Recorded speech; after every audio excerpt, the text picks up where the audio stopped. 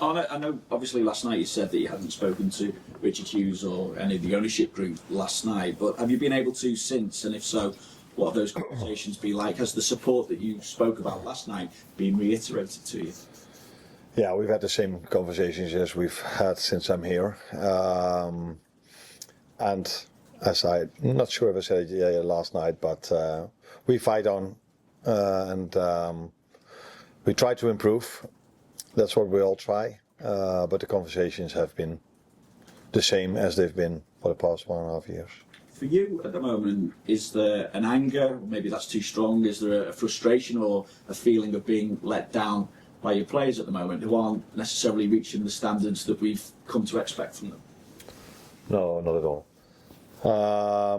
Although I do agree with you that our standards, and with our I mean the team, have not been of the standards that we are used to and that we want. So we think we can play better than we do. But last season, when we did really well, there was a lot of focus on certain individuals, and I always said it should be about the team, and the team makes the individuals look very good. And if the opposite is happening, we should also look at the team and not at the individuals. So that's where it's about for me. You also said that you have to look at yourself. What can you do different, if anything? That's not so easy to say what can I do different, but it's quite normal if you win or lose or draw that you reflect on a game. Which decisions have you made? What have you done during the week? All kind of usual things managers do if they win or lose. But maybe you do it a little bit more if you lose. You try to find the answer to what is needed to win a game of football. And in the end, it's about doing what this club is about, is keep fighting, and no matter how difficult it is, we have to fight together. But it would also be nice if we would reward ourselves in the moments we play well, because people are very focused and correctly about the parts we don't play well, but there are definitely large parts of the games where we do play well and where we do create a lot of chances, and we tend to forget to reward ourselves in those moments, and every small mistake or small error immediately leads to us conceding a goal, and that is a very bad cocktail to have. It kind of follows on to my final question, is how pressurised a situation is this then for you as a group, for you personally, and how inhibiting can that pressure be? No, there's a lot of pressure if you work or play at a top club, and even more so if you start losing more games than this club or this players or this manager is used to. So then there's always pressure. But there was a lot of pressure last season as well for us to win the league. And now it's a different kind of pressure because we've lost so many games. But what it does to me, I can just do the same, but I don't have to play. So maybe my job is a little bit easier if it comes to this. Because I think it's hard for every player. If you are in a bad run of results, if you go down immediately after 3 minutes, and then you play a a good first half, and then 10 minutes after halftime, again you concede. So we get knock after knock after knock, which is hard, but that's why I keep saying that, especially when that happens, we have to keep fighting, and that's what we've done so well last season, and what this club is about for so many years, and that's what we expect. The minimum what I and we expect is that we do this over 90 minutes, which is not always easy if you get knock after knock after knock. That's fine, good luck. Can I just ask you about the fitness of some of your players, please? Yeah. Hugo obviously with his problem that he picked up, and how Florian and Alisson are as well? Ali trained again with the team today, so we hope and expect him to be available in the weekend. Florian will have his final day of rehab tomorrow, so if that all goes well, he could train with the team on Saturday. And the third one was Hugo. Yeah, of course today was recovery, but they don't expect that it has to be a big issue. But yeah, games come fast, so let's see for the weekend. But it shouldn't have to be a big issue. And as far as West Ham are concerned as well, it feels like it'll be the wrong time for you that they're moving in a different direction now under Nuno Espirito Santo. They seem to have got a new wind and a fresh confidence of their own, I suppose. How do you feel they've been doing? Yeah, like you said, he's having an impact on their results. He's done so well everywhere he works here in England, and did so well at Forest. Now he's doing well at West Ham again. So he's proven to be a difficult manager to play against, not only for me but for everyone, because he always has a very good game plan, and it's a tough team to beat at the moment, West Ham, which was different maybe than the beginning of the season, but we face them now, and that's why we definitely need to be ready for a challenge, because that's what they will give us, because they know, of course, after our recent run of results, that that's probably different for them to play against us now than it was 3 or 4 months ago. Looking at the XG stats for the last 3 games, Liverpool's is 6.59 and your opponent's 5.39 combined. I just wondered what would you take from that? Frustration. XG don't always tell you the right story, because I think it's also important when do you get those chances. So and after you concede, you tend to be more open than when you're 1 or 2-0 up. I think when we were 1-0 up against Real Madrid and 2-0 against Villa, we hardly conceded a chance, and that has happened in many more of our games when we were leading. But yeah, when you chase the game, you concede normally more. But I think a large part of this XG that we create is in the first part of the game as well, and that's why one of the players said today, and I just used that quote: we don't reward ourselves for good phases of the game or good parts of the game, and this is probably what is best shown in our XG created, because it's ridiculous, because normally you score more than your XG. The amount of times you see good teams scoring 3 or 4 goals from a low XG value, and then if you see our XG yesterday evening, but yeah, I didn't need XG to know that we missed a lot of chances. And Curtis Jones gave quite a passionate interview after the game last night. I just wondered what you thought of what he said, and that kind of passion, that anger, that frustration. How does it feel when you hear your players speaking like that? Then you assume that I heard what he said, and that is what I didn't. So after the game, I have to do 120 interviews. He said that he was past being angry and spoke about wanting to be a dog and tackle out there, do some of those kind of things as well. Really good if you bring it to the game, and I think this is what the players at least tried to do yesterday. All the data in terms of running data were very high. They had a lot of personal bests, so they tried yesterday a lot, but it didn't lead to anything in terms of result.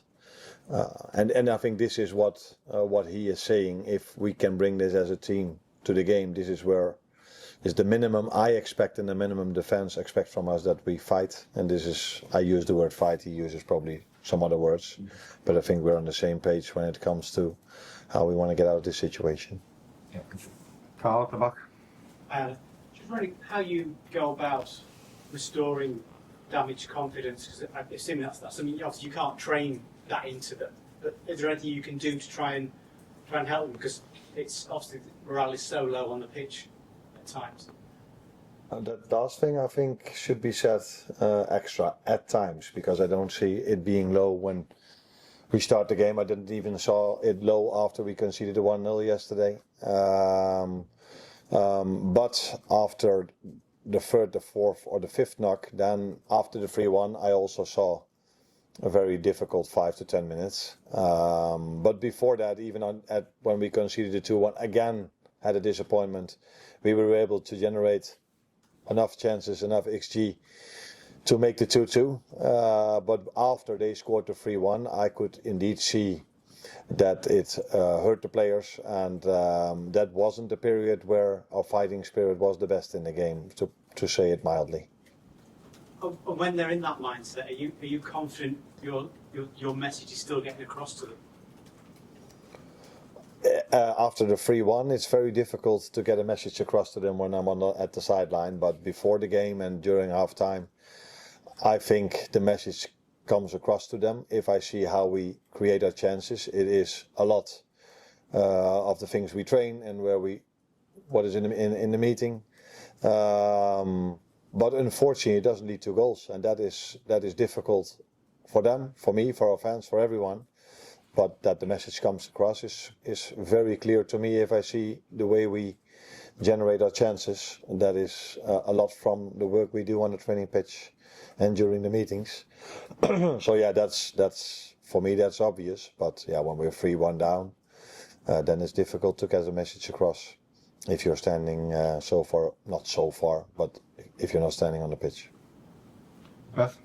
Can I just ask about Joe Gomez? I know you obviously said the other day he had an injection last week, but how close is he to being able to play sort of meaningful minutes for you? Oh, close. He could have been involved yesterday as well in terms of minutes. But yeah, when we are 2-1 down or 3-1 down, I tend to make offensive substitutions. And for him to start a game is also definitely a possibility.